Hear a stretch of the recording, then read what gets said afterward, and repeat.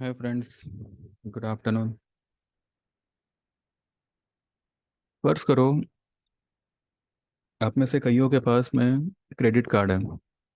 ठीक है। और क्रेडिट कार्ड की जो आपकी लिमिट है वो है 1 लाख रुपए की। और आपने अब तक 98% उसको यूज़ कर लिया है। अब यहाँ पे आपको ज़्यादा यूज़ करना है, लेकिन फ़िलहाल आपके पास में जो भी आपने अभी तक खर्चा किया है वो चुकाने की ताकत नहीं है। वो चुकाने के लिए फंड्स आपके पास अवेलेबल नहीं है। बट आपको आपके जो खर्चे हैं उसको मैनेज करने के लिए फंड्स को बोरो करने की ज़रूरत है। और बैंक आपको कहती है कि भैया, आपकी जो डेट है वो इतनी हो चुकी है, इससे ज़्यादा आपको हम नहीं दे पाएंगे। और आप जो है बैंक से विनती करते हो कि मैं आपकी लिमिट को इंक्रीज कर दिया जाए, कंसिडरिंग योर कैलिबर एंड जो भी आपने अब तक जैसा परफॉर्म किया है उसको ध्यान में रखते हुए थोड़ी बहुत आपकी लिमिट को इंक्रीज कर दिया जाए, ताकि आप आपके एक्सपेंस को मैनेज कर सकें। और इसके लिए जो है, जो भी इम्पोर्टेंट डेटा या इम्पोर्टेंट डॉक्यूमेंट्स आपको सबमिट करना है वो आप कर रहे हो। But the main question is you don't have the funds to repay your debt. This is the thing which right now US is facing. US debt issue जो अभी चल रहा है वो एक साधारण भाषा में जो मैंने आपको कहा यही है। आइए इसके बारे में थोड़ी और डिटेल में बात करते हैं। उससे पहले welcome to my channel and जो लोग भी नए जुड़े हैं, वेलकम। हमारी तरफ से आपको जितना बेस्ट हो सकेगा हम आपको गाइड करेंगे। एंड हमारे जो कॉल्स होंगे वो भी आपको जितना एक्यूरेसी से मिल सकेगा उतना हम कोशिश करेंगे। ठीक है।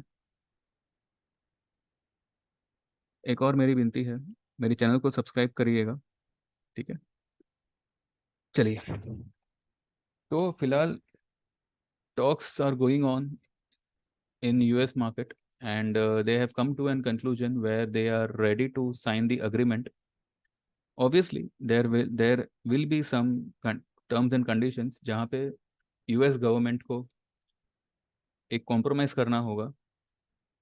और उनका जो ये डेट सीलिंग जो है वो थोड़ी सी हो सकता है कि इंक्रीज हो जाए, ऐसे चांसेस हैं। अब why US is facing this particular issue, जबकि economically they are ruling each and every market, they are the best, एक बहुत बड़ी मार्केट है, एक बहुत बड़ी इकोनॉमी है। फिर भी आज वो लोग इतने बड़े कर्जे में है कि any time they can collapse. और इसी के चलते मार्च और अप्रैल में यूएस की 3 बड़ी बैंक्स कॉलेप्स हो गई, ये हर कोई जानता है। तो why US is facing such issue and what will be the impact of their issue on rest of the world. तो let's have some basic talks on this particular topic which is very important। US का एक बहुत बड़ा हिस्सा spend होता है defence में, health care, medical, employment और चैरिटी, ये सब में। अब यहाँ पे इशू ये है कि गवर्नमेंट के पास में अर्निंग्स कम है, और उसके जो जो फिक्स खर्चे हैं वो ज्यों के त्यों हैं। उनकी अर्निंग जो है वो एक्सपेंस को मैनेज करने में थोड़ी सी कम पड़ रही है, जिसकी वजह से जो है उनको फंड्स बोरो करने पड़ रहे हैं। और बोरो तो कर रहे हैं, लेकिन उसको रीपे जिस हिसाब से होना चाहिए वो हिसाब से हो नहीं रहा। And that's the reason they are facing this debt ceiling का इशू। ठीक है। अब अगर मानो उनको अगर ये डेट सीलिंग को इंक्रीज करना है, they have to take the approval from the opposition, जो यूएस के अपोजिशन है, opposition parties. They they will they will cooperate with them. Opposition government से कोऑपरेट करेगी based on some terms and conditions. और ये terms and conditions का जो एक मेजर पार्ट होगा वो ये होगा कि they have government has to cut down their expenses. अब जब गवर्नमेंट अपना एक्सपेंस कट करेगी तो मोटा मोटी हम क्या सोच सकते हैं? हम ये सोच सकते हैं कि गवर्नमेंट जहाँ 10 लोगों को सैलरी दे रही है, उतने ही काम के लिए अब वो सिर्फ 5 लोगों को सैलरी देगी। राइट? उनके पाँच पाँच लोगों का बचत हो गया, एक्सपेंस कट हो गए। तो इससे क्या होगा? अब as per the data and as per the जो भी इकोनॉमिकल आंकड़े सिस्टम पे वी कैन एक्सेस इजीली, उस सब को देखते हुए अगर गवर्नमेंट डेट सीलिंग को लेके फेल हो जाती है, there will be 8 million people who will lose their jobs. अब वो कोई भी सेक्टर के हो सकते हैं। ऐसी कई सारी चैरिटी फर्म्स होंगी जो गवर्नमेंट पे डिपेंडेंट है for their for the charity and for other reforms, जिसमें गवर्नमेंट का एक हिस्सा होता है, एक रोल होता है। अब अगर एक्सपेंस कट होंगे तो सिर्फ उस उसी चीज़ों में आपको खर्चा करना है जो कंट्री और इकोनॉमी के लिए एट प्रेजेंट इंपॉर्टेंट है। एक कहते हैं ना, एक प्रायोरिटी सेट हो जाएगी।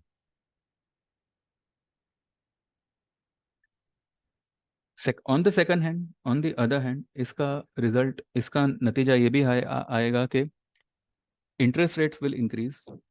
इंटरेस्ट रेट्स इंक्रीज होंगे, ऑब्वियसली इन्फ्लेशन होगा, तभी इंटरेस्ट रेट इंक्रीज होगी। अब जब interest rates will keep on increasing, yields और बॉन्ड्स बढ़ेंगे, which will directly impact the equity market, not only in US but also in India, and not only in India, also in rest of the world. See, because जब एक कहता ना, एक बहुत बड़ा जहाज हो और अगर एक जगह पे अगर छेद हो ना, तो वो धीरे धीरे धीरे धीरे पूरे जहाज को डुबाती ही डुबाती है। अगर मानो यूएस सीलिंग डेट सीलिंग को इंक्रीज करते भी है और अगर ये सब कंडीशंस अगर गवर्नमेंट मानती है, तो this will also create a trouble for the government in their upcoming elections. तो any which ways ये कहना गलत नहीं होगा कि US market are about to enter a recession. अब वो रिसेशन कितना सीवियर होता है, ये एक क्वेश्चन मार्क है। अब इसका इंडिया पे क्या इम्पैक्ट होगा? इंडिया पे ये इम्पैक्ट होगा कि जो हमें फिलहाल तेजी तेजी दिखाई दे रही है, ये सिर्फ और सिर्फ इस इस वजह से दिखाई दे रही है कि हमारा ध्यान किसी और टॉपिक पे ना जाए। हमें सिर्फ यही दिखाई दे कि अच्छा, निफ्टी मतलब 19,000।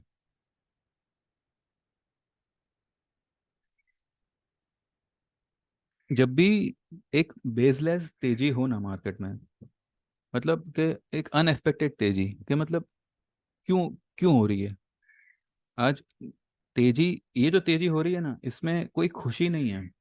इसमें एक सवाल है कि ये तेजी जो हो रही है वो क्यों क्यों हो रही है, ऐसा क्या हो गया? आप समझे? ये जो तेजी हम देख रहे हैं ना, इसमें कोई इंडियन पब्लिक कोई खुश नहीं है। क्यों नहीं है? बिकॉज यहाँ पर एक डाउट है, एक सवाल है कि ये तेजी क्यों हो रही है। और जब ऐसा होता है तो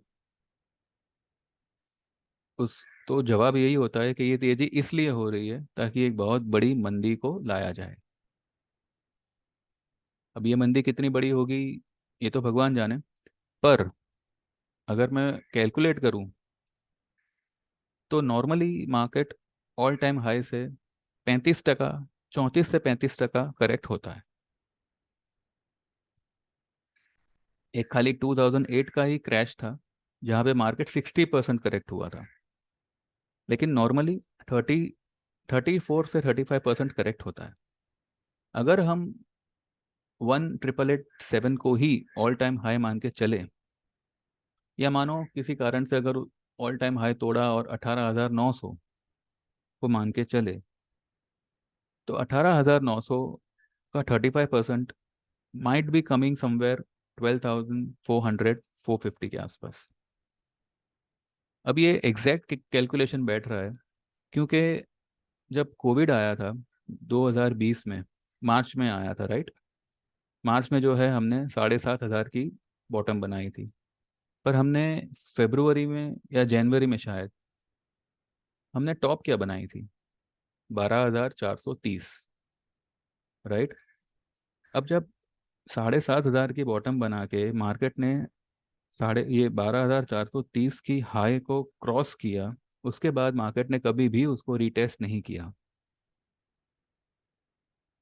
तो इस बार मुझे लगता है कि ये जो मंदी होगी ये बहुत ही गहरी होगी। हम तो सिर्फ 17,000 16,500 का अनुमान लगा रहे हैं, पर हो सकता है कि इस बार की जो मंदी होगी वो हमें 12,500 का भी दर्शन करा सके। ये कोई इम्पॉसिबल नहीं है, और ये कोई मतलब अचंभे की भी बात नहीं है। It's a normal correction, 35% is a normal correction.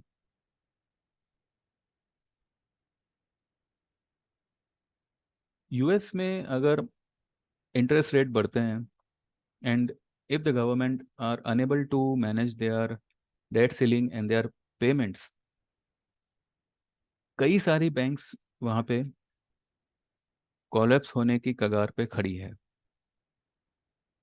Obviously जब बैंकों का पैसा बैंकों के में वापस नहीं आएगा तो कोलैप्स ही हुआ ना।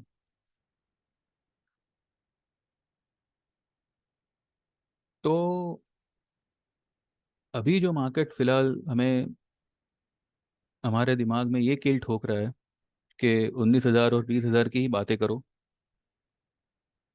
तो मेहरबानी करके मैं सिर्फ आपसे इतनी विनती करूंगा, अगर आपको शॉर्ट नहीं करना है आप मत करिए, पर लॉन्ग में मत रहिएगा, ठीक है? 31 is a debt figure in the US, and they are very soon going to surpass 31.4 trillion. And government says that, I mean, ऐसे ऐसी बात हो रही है कि गवर्नमेंट के पास में वहाँ पे पैसा नहीं है। कैसे होगा पैसा? क्योंकि कोविड से हम बाहर नहीं बाहर निकले ही थे कि यूएस ये रशिया यूक्रेन का नाटक शुरू हो गया, और इतना सारा फंड्स डिफेंस में यूज हुआ है कि मतलब अब प्रॉब्लम यह है कि उस वक्त जो हमने प्रॉब्लम फेस की ना, कोविड में की, बाद में रशिया यूक्रेन के लफड़े में की, भले इंडिया को इतना फर्क नहीं पड़ा रशिया यूक्रेन से, वो क्रूड का जो भी है वो क्रूड कंपनीज को ऊपर नीचे हुई होगी, पर इतना इंडिया में इतना फर्क नहीं पड़ा। लेकिन अब पूरे वर्ल्ड को फर्क पड़ेगा, क्योंकि पैसा तो खर्चा हो गया, अब कमाई नहीं हुई उतनी, और एक्सपेंस उतने के उतने ही हैं। तो अब क्या करें? इंटरेस्ट रेट बढ़ा बढ़ा के कितना बढ़ाओगे? पब्लिक को निचोड़ निचोड़ के कितना निचोड़ोगे? आखिरकार वो लोग भी हाथ खड़े करेंगे, and this will create a mess, not only in US, not only in India, but the entire world. I just pray कि एक मंदी आवे, नो डाउट, पर एक अफोर्डेबल मंदी आवे कि पब्लिक अफोर्ड कर लेगी। जहाँ पे मानो 100 रुपये खर्च करना है, वहाँ पे हम 50 रुपये खर्च करेंगे, ठीक है? पर जहाँ पे 100 रुपये खर्च करना है और आप 50 रुपये भी खर्च ना कर पाओ, that will be a recession. तो रिसेशन ना होकर एक अफोर्डेबल मंदी, ठीक है, बट बी रेडी, मंदी तो आनी है। तो बस हमें सिर्फ तैयारी के साथ में प्रिकॉशन लेके चलना है। मार्केट में इन्वेस्टेड रहिए, लेकिन लॉन्ग में मत रहिएगा, आप शॉर्ट में रहिए। और अगर आप लाइक कहते हैं ना कि शेयर लेके भूल जाओ, फिर चाहे कितना भी भाव भाव, वैसे ही अगर आपकी टेंडेंसी है तो फिर कोई प्रॉब्लम ही नहीं है आपको। आप अगर एकदम सिर्फ लॉन्ग टर्म प्योर इन्वेस्टर है, फिर तो कोई प्रॉब्लम ही नहीं है। लेकिन अगर आप ट्रेडर हो, भले आपको 2 4 5 दिन कुछ ना ट्रेड करो, कोई बात नहीं, पर लॉन्ग मत रहिएगा। कल मार्केट अगर गैप अप खुलता है तो लेट्स सी, उसकी क्लोजिंग अभी कहना सही नहीं होगा कि रेड होगी या ग्रीन ही होगी। हाँ, पर इतना ज़रूर कहूँगा कि ये जो भी तेजी का जो भी मतलब बवाल है, वो हार्डली 1 या 2 दिन के लिए ही होगा, ज़्यादा से ज़्यादा। तो अगर आप इंडेक्स को फिलहाल 1 2 दिन के लिए अवॉइड कर सको, करो।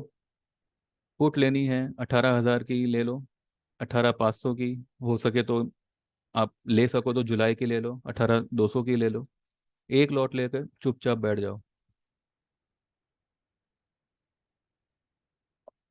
उसके रेट्स को मत देखिए। भले आपकी 200 वाली पुट 100 रुपये क्यों ना हो जाए, वो 400 रुपये होगी, ये मैं आपको क्लियरली बोलता हूँ। एक बार मार्केट को बेयर की गिरफ्त में आने दो, फिर देखिए आपकी पुट कहाँ से कहाँ उड़ती है। और ये बहुत जल्द होगा। ठीक है। मैं मेरी नॉलेज से और मेरे तजुर्बे से जो मैं आपको बता पाया, जो मैं समझ पाया यूएस डेट को, वो मैंने आपको यहाँ पे एक छोटी सी कोशिश की समझाने की। पसंद आया हो तो लाइक करिएगा, सब्सक्राइब करिएगा मेरे चैनल को। कुछ फीडबैक हो तो मोस्ट वेलकम। ठीक है। बाकी मेरा व्यू तो सेम ही है मार्केट के लिए। Markets are not good at present for the upper side. ठीक है। बाकी विल मीट अप टुमारो, देखते हैं कैसे क्या मार्केट बिहेव करता है। चलिए then, thank you very much, have a nice time, happy Sunday and take care. And मेरे चैनल सब्सक्राइब करिएगा। Thank you very much, bye bye.